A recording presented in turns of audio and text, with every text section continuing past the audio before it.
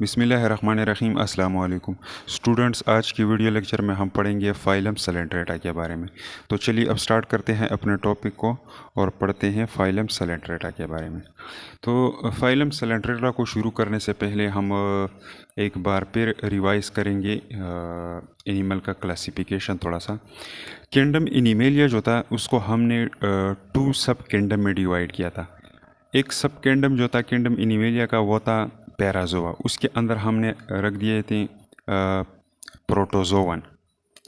और दूसरा सब किंगडम जो था वो था सब किंगडम यूमेटाजोआ। तो अब ये सब किंगडम यूमेटाजोआ जो है इसको आगे डिस्कस करते हैं और इसी के अंदर ये फाइलम सैलेंट्रेटा आता है। तो ये हो गया किंगडम एनिमलिया को हमने 2 सब किंगडम में डिवाइड किया था। एक था पैराजोआ और दूसरा था यूमेटाजोआ। तो अब ये यूमेटाजोआ जो है ये आगे 2 ग्रेड में डिवाइड किया जाता है। फर्स्ट 1 ग्रेड जो है उसको कहा जाता है रेडिएटा। रेडिएटा के अंदर कौन से फाइलम वाले ऑर्गेनिज्म रखे गए हैं? इसके अंदर वो एनिमल्स रखे गए हैं, वो इनवर्टेब्रेट रखे गए हैं जिनका बॉडी प्लेन सिमेट्री जो है रेडियल सिमेट्री होता है। तो इसके अंदर रेडियल सिमेट्री वाले ऑर्गेनिज्म रखे गए हैं। और दूसरा ग्रेड जो है वो है बाइलेट्रिया, जिसमें बाइलेटरल सिमेट्री वाले ऑर्गेनिज्म रखे गए हैं। रेडियल सिमेट्री क्या होता है, बाइलेटरल सिमेट्री क्या होता है, ये हम इससे पहले जो किंगडम एनिमलिया के लेक्चर थे उनमें हमने डिस्कस करवाया था। तो अब आगे जाते हैं और इस रेडिएटा को स्टडी करते हैं। तो रेडिएटा के अंदर जो फाइलम रखा गया है वो है फाइलम सैलेंट्रेटा।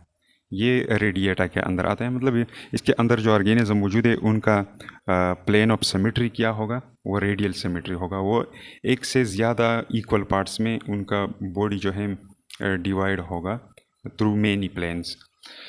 तो अब यहाँ पर फाइलम सैलेंट्रेटा के अंदर फर्स्ट ऑफ ऑल डिस्कस करते हैं इसका मीनिंग कि ये फाइलम सैलेंट्रेटा जो है ये वर्ड्स आया कहाँ से हैं। तो फाइलम सैलेंट्रेटा का वर्ड ये ग्रीक लैंग्वेज के 2 अल्फाजों से मिलकर बनाया गया एक वर्ड्स है। फर्स्ट वन जो है वो है काइलोज। काइलोज से कहा जाता है होलो कैविटी को, या होलो को कहा जाता है खोखला जो खाली हो। एंड एंटीरोन कहा जाता है इंटेस्टाइन को, इंटेस्टाइन। तो फाइलम सैलेंट्रेटा के अंदर जो एनिमल रखे गए हैं ये किस तरह होगी, इनका शक्ल कुछ इस तरह, बॉडी स्ट्रक्चर इनका कुछ इस तरह होगा जिस तरह इंटेस्टाइन होता है। अंदर से खाली होगा और साइड्स पे क्या होंगे, वाल होंगे। तो एक होलो इंटेस्टाइन की तरह स्ट्रक्चर ये रिप्रेजेंट करेंगे। अब इसके बाद नेक्स्ट 1 पॉइंट जो है वो है नेडेरिया।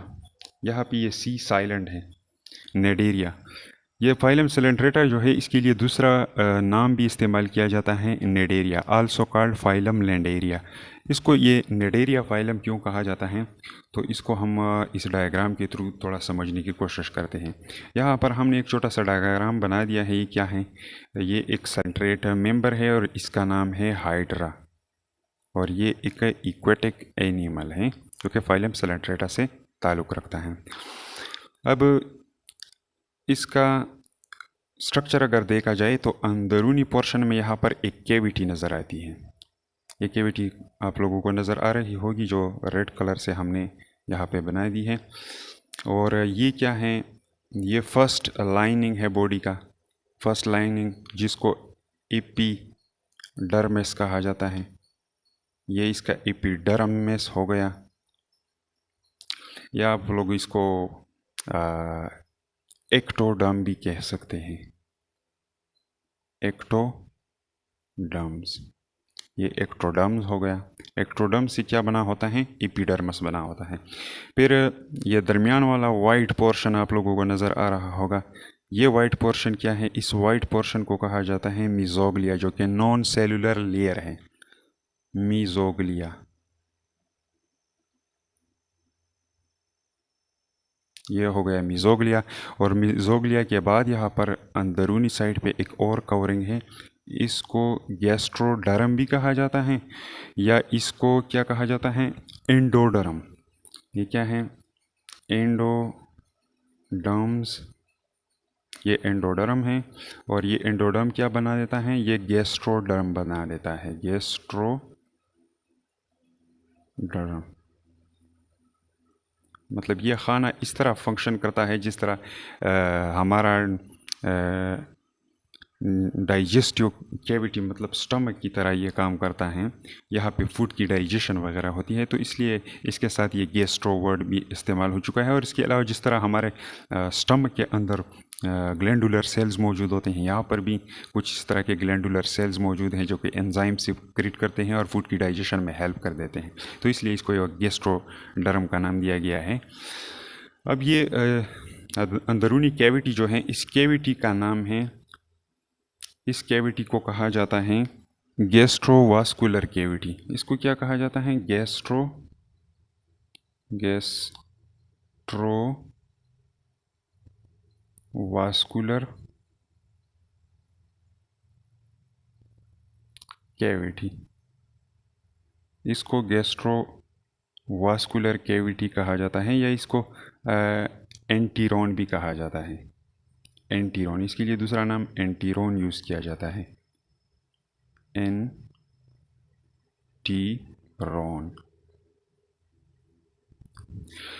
इसके अलावा ये क्या है? ये इसका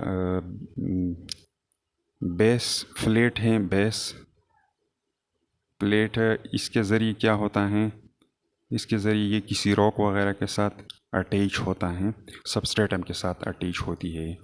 ऊपर साइड पे यहाँ पर एक होलो कैविटी माउथ लाइक स्ट्रक्चर पाया जाता है, इसको माउथ का नाम दिया जाता है। यहाँ पे जगह काफ़ी कम है तो इसको मैं यहाँ पे लिख देता हूँ आप लोगों के लिए। इसको क्या कहा जाता है? ये ऊपर वाला ये ओपनिंग आप लोगों को नज़र आ रहा होगा, this one is called mouth. यह हो गया माउथ। और माउथ के इर्द गिर्द कुछ फाइबर लाइक स्ट्रक्चर्स मौजूद होते हैं जिनको कहा जाता है टेंटिकल। ये छोटे छोटे स्ट्रक्चर क्या हैं? इनको टेंटिकल्स कहा जाता है, टेंटिकल,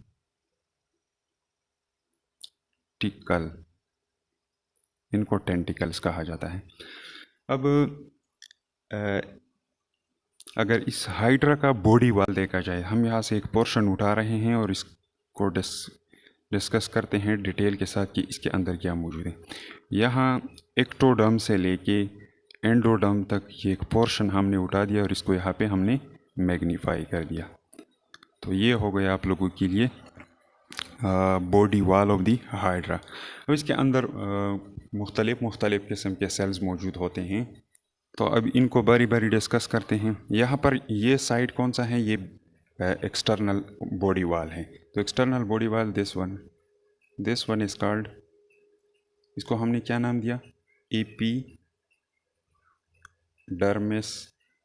या इसको हमने नाम दिया एक्टोडर्म। एक्टोडर्म के बाद यहाँ पर एक non cellular jelly like material वाला लेयर मौजूद होता है जो कि नॉन लिविंग भी होता है, मतलब इसके अंदर कोई एक्टिविटी, ख़ास किस्म की एक्टिविटी नहीं होती। यहाँ पर एक जेली लाइक मटेरियल मौजूद होता है, लेकिन ये नॉन सेलुलर लेयर है, इसको मीज़ोग्लिया कहा जाता है, मीज़ोग्लिया। और ये लास्ट वन जो है ये क्या है? गैस्ट्रोडर्म है, ये गैस्ट्रोडर्म।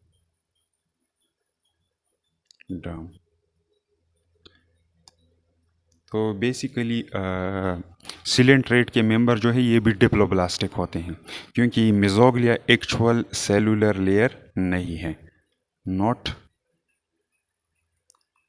Actual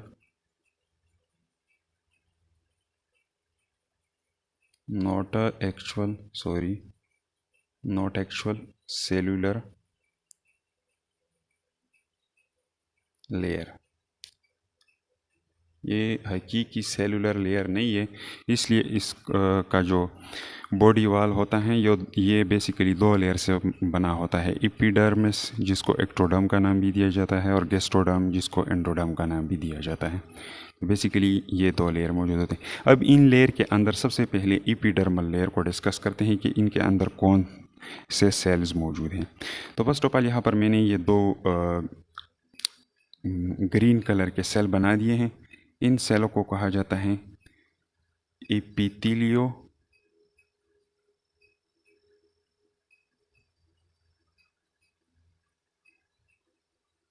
एपिथेलियोमस्कुलर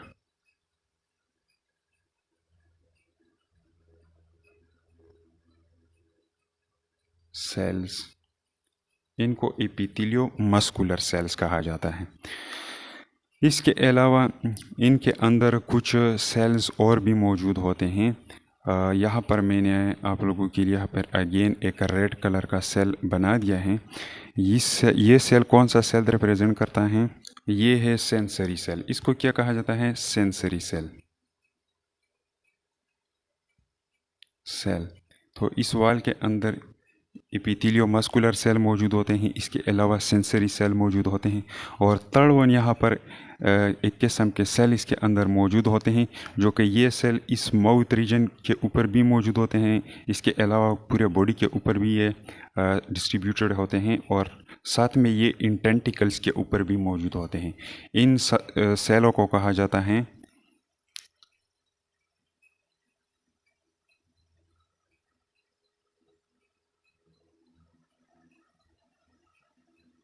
cnidoblast. इनको नाइडोब्लास्ट का नाम दिया जाता है, या इनको नाइडोसाइट्स भी कहा जाता है। इनको नाइडोसाइट्स, यहाँ पे भी ये सी साइलेंट है, नाइडोसाइट्स।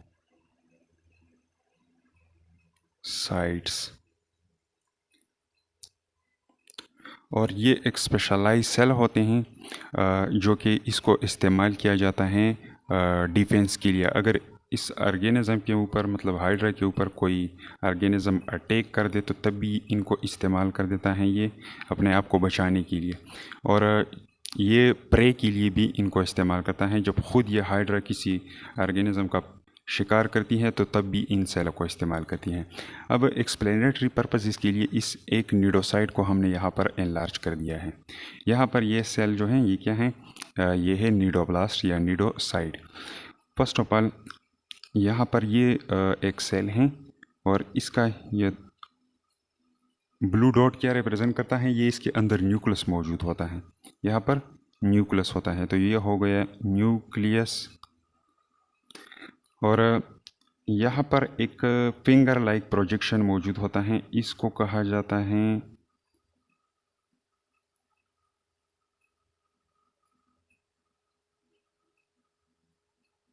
नाइडोसाइल। इसको नाइडोसाइल कहा जाता है। और यहाँ पर इसके ऊपर एक कवरिंग मौजूद होता है, ये आप लोगों को नज़र आ रहा होगा। This covering is called operculum. Operculum, तो ये हो गया ओपरकुलम।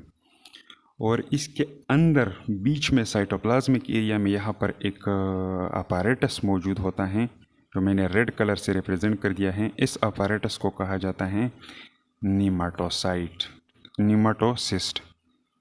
इसको क्या कहा जाता है?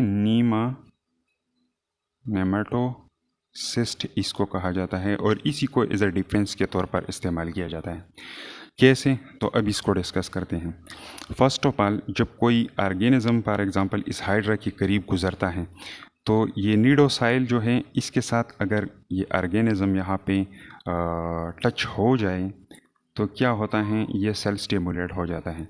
ये अपना ये ओपरकुलम खोल देता है, और इससे क्या कर देता है? यहाँ पर ये नीडल लाइक स्ट्रक्चर बाहर निकाल देता है, जिसको नीमाटोसिस्ट का नाम दिया जाता है।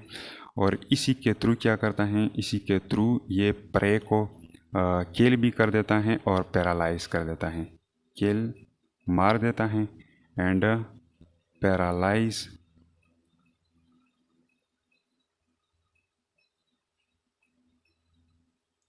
प्रे।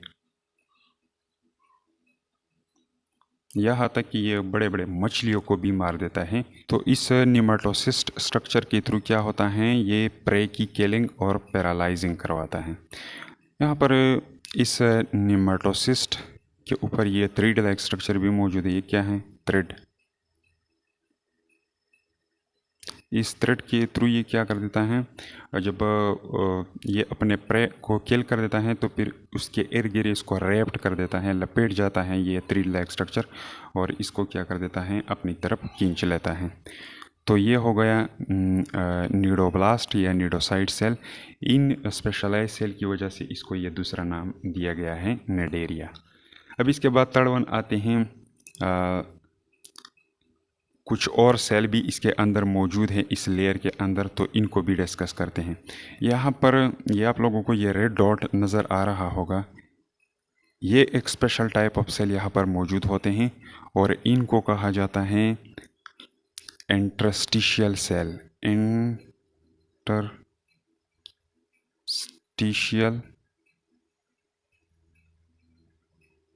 सेल्स। और ये सेल्स जो होते हैं ये टोटीपोटेंट होते हैं, इनको टोटीपोटेंट सेल कहा जाता है। इनको क्या कहा जाता है? टोटीपोटेंट।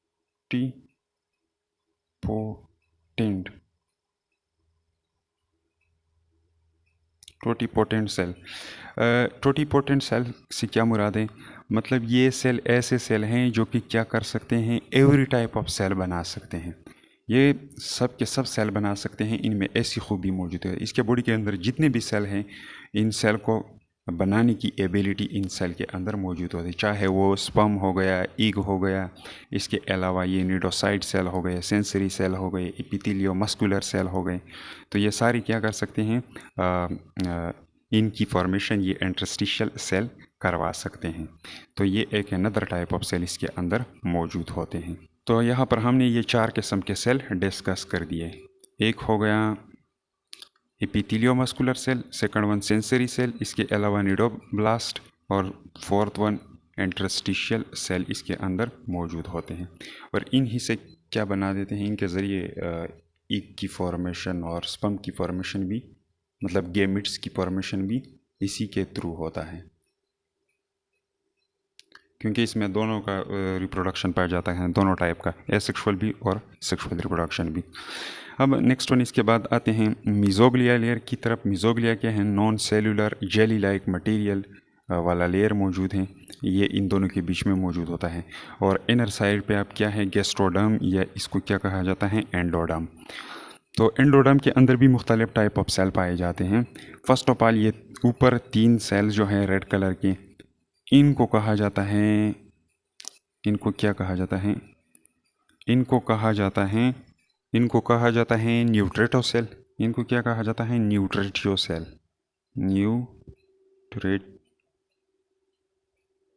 न्यूट्रेटियो सेल्स। क्योंकि ये क्या करते हैं, ये न्यूट्रिशन में इन्वॉल्व होते हैं, फूड डाइजेशन में इन्वॉल्व होते हैं, और इसी तरह बाकी सेलों को ये क्या कर देते हैं, न्यूट्रेंट्स मतलब न्यूट्रिशन प्रोवाइड कर देते हैं। इसके अलावा यहाँ पर एक अनदर टाइप ऑफ सेल हमने बना दिया है ब्लू कलर से। इस सेल को कहा जाता है ग्लैंडुलर सेल। ग्लैंडुलर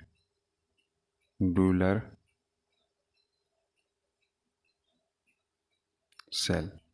ये ग्लैंडुलर सेल्स जो है इसके अंदर ये प्रोवाइड कर देते हैं एंजाइम्स वगैरह, ताकि फूड की डाइजेशन की जा सके। तो इसके अंदर ये सेल भी मौजूद होते हैं। इसके अलावा यहाँ पर हमने अनदर सेल भी बना दिए हैं, इसके अंदर भी सेंसरी सेल्स पाए जाते हैं। जगह काफ़ी कम है इसलिए मैंने लिख दिया यहाँ पर एस सेंसरी सेल्स। तो इसको हमने यहाँ पर simply S C sensory cell से रिप्रेजेंट कर दिया। तो यहाँ पर सेंसरी सेल्स भी मौजूद होते हैं, और इस लेयर के अंदर भी क्या मौजूद होते हैं, यहाँ पर ये आप लोगों को ये रेड डॉट नज़र आ रहा होगा, ये अगेन क्या है, इंटरस्टिशियल सेल्स हैं। क्या हैं? ये है इंटरस्टिशियल सेल। ये दोनों लेयर में पाए जाते हैं, इनर लेयर के अंदर भी पाए जाते हैं और इसके अलावा आउटर लेयर के अंदर भी ये पाए जाते हैं। यहाँ पर एक सेल यहाँ पे हमने छोड़ दिया है और यहाँ पे भी एक सेल छोड़ दिया है। ये सेल बस जस्ट रिप्रेजेंट करता है किस चीज़ को, न्यूरॉन को। इसके अंदर न्यूरॉन्स भी मौजूद होते हैं लेकिन वेल डेवलप नहीं होते न्यूरॉन, वो इनको लास्ट में डिस्कस करते हैं कि ये किस तरह होते हैं। तो ये भी क्या है, एक नर्व सेल है यहाँ पर, नर्व सेल। तो ये हो गया इसका बॉडी वाल। तो सेकंड पॉइंट क्या था, आल्सो कॉल्ड फाइलम निडेरिया, इसको फाइलम निडेरिया कहा जाता है इन नेमाटोसाइट सेल्स के वजह से। थर्ड वन पॉइंट क्या है? थर्ड वन पॉइंट है हैबिटाट। ये कहाँ पर रहते हैं? Both fresh water and sea water, ये दोनों में रहते हैं, फ्रेश वाटर में भी रहते हैं और सी वाटर में भी रहते हैं। फोर्थ वन पॉइंट क्या है? Body wall. इसका बॉडी वाल किस तरह होता है? Diploblastic animal. ये क्या है? डिप्लोब्लास्टिक मतलब बेसिकली 2 लेयर से बने होते हैं। अब इसमें ये मिजोग्लिया जो है ये एक्चुअल सेलुलर लेयर नहीं है, इसको सेलुलर लेयर के तौर पे नहीं लिया जाता, इसलिए इसको डिप्लोब्लास्टिक एनिमल का कैटेगरी में रखा गया है। इसके अलावा नेक्स्ट वन क्या है? Body cavity. इसके अंदर एक खाना मौजूद होता है बॉडी में, have one cavity called gastrovascular cavity. ये आप लोगों ने पहले यहाँ पर डिस्कस कर दिया कि इसके अंदर गैस्ट्रोवास्कुलर कैविटी मौजूद होती है। इसके अलावा नेक्स्ट वन है सिमेट्री। इसका सिमेट्री किस तरह होता है? Radial symmetry but few bilateral. Majority radial symmetry वाले ऑर्गेनिज्म इसके अंदर रखे गए हैं, लेकिन इसके अलावा कुछ ऐसे भी हैं जो कि बाइलेटरल सिमेट्री वाले हैं। नेक्स्ट वन पॉइंट क्या है? टेंटिकल्स। इसके बॉडी के ऊपर माउथ के अराउंड इर्द गिर्द क्या मौजूद होते हैं? कुछ हेयर लाइक या थ्रीड लाइक स्ट्रक्चर्स मौजूद होते हैं जिनको टेंटिकल कहा जाता है। अराउंड माउथ या माउथ के इर्द गिर्द होते हैं फॉर डिफेंस, ये दिफा के लिए भी होते हैं, एंड फूड कैप्चरिंग और खुराक को पकड़ने के लिए भी यूज़ किए जाते हैं। नेक्स्ट वन पॉइंट क्या है? न्यूट्रिशन।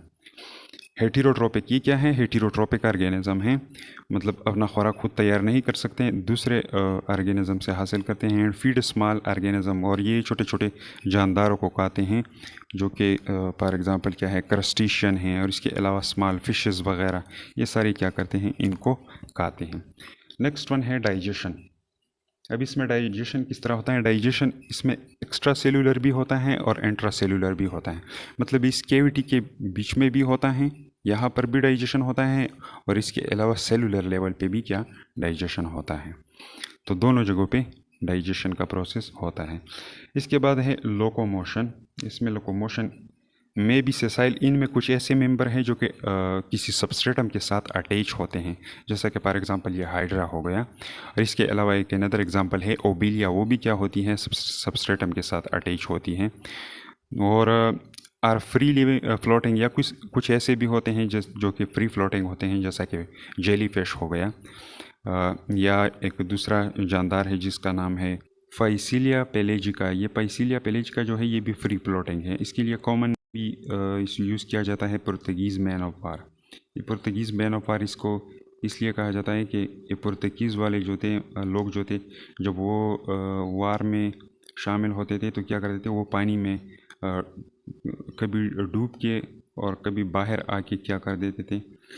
अपना जंग करवाते थे। तो ये भी उसी तरह का फ्लोटिंग वगैरह करता है, कभी पानी में डूब हो के, कभी बॉडी के पानी के सरफेस के ऊपर फ्लोट हो के इसी तरह के आगे की तरफ जाता रहता है। तो इसलिए इसको ये नाम भी इस्तेमाल किया जाता है, पुर्तगीज़ मैन ऑफ वार। तो ये भी स्विमिंग करता है, और ये 12.1 सेंटीमीटर पर सेकंड जो है रिदमिक कंट्रैक्शन वेव के ज़रिए क्या कर देता है? आगे की तरफ मूवमेंट करवाता है ये फाइसिलिया स्पीशी जो है।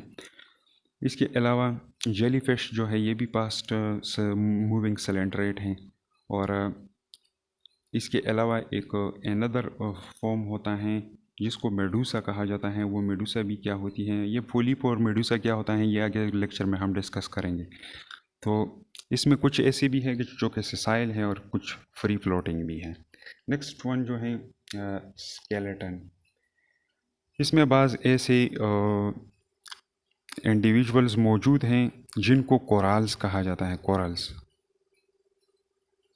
और ये डीप सी में चले जाते हैं, डीप सी में,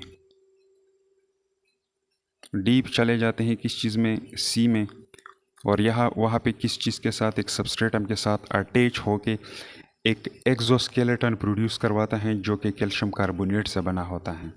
they produce exoskeleton made up of calcium carbonate, और ये बहुत खूबसूरत दिखाई देता है। आप लोग अगर आप लोगों के पास टाइम हो तो गूगल पे इसको सर्च करें कोरल्स को, तो आप लोगों को इसका वो खूबसूरत सा कॉलोनी आप लोगों को नज़र आ जाएगा। ये बहुत खूबसूरत शक्ल के होते हैं। तो ये क्या करते हैं, स्केलेटन प्रोड्यूस करते हैं जो कि कैल्शियम कार्बोनेट से बना होता है, और इनको फिर कोरल रीफ्स कहा जाता है इन पूरे कॉलोनी को, जिसके अंदर कोरल्स मौजूद होते हैं और उनका एक्सोस्केलेटन मौजूद होता है। इनको क्या कहा जाता है, कोरल रीफ।